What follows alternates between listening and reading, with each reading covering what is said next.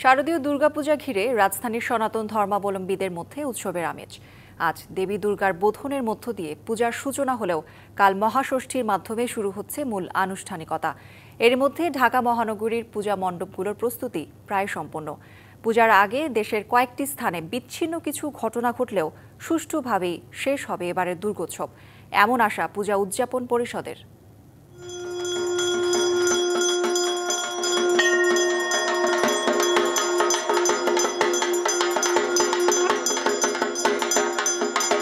রাত পোহালেই শুরু শারদীয় দুর্গাপূজা।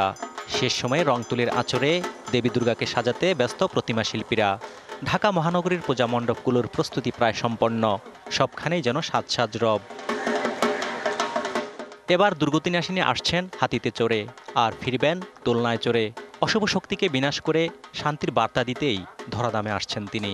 যা দেবী সর্বভূতেষু মাতৃরূপেণ সংস্থিতা নমো তস্যৈ নমো তস্যৈ নমো তস্যৈ নমো নমঃ।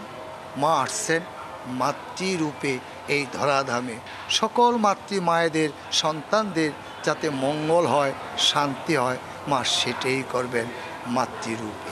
ওয়ালটন এখন দেশের সীমানা পেরিয়ে পৌঁছে গিয়েছে 50টিরও বেশি দেশে। ওয়ালটন, ঘরে ঘরে বিশ্বজুড়ে।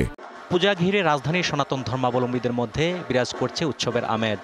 অপ্রীতিকর কোনো ঘটনা ছাড়াই দুর্গোৎসব সম্পন্ন হবে, এমন আশা ভক্তদের। কালকে থেকে শুরু হবে মেইন অনুষ্ঠান, কিন্তু আমাদের মধ্যে পূজার আমেজ শুরু হয়ে গেছে। আমরা আশা করব সবাই জানি অনেক আনন্দ ফুর্তি করতে পারে। এবার পুজোর মহল তো সবার মধ্যেই এসে পড়েছে। আমরা চাচ্ছি এবছর যেন সবকিছু সুষ্ঠুভাবে সুন্দরভাবে সম্পন্ন হয়। আমরা চাই সে দেশের সর্বকোণায় সব জায়গায় যেন দুর্গমা যেভাবে শান্তিভাবে এসেছে সেভাবেই যেন আবার তার বাড়ি ফিরে।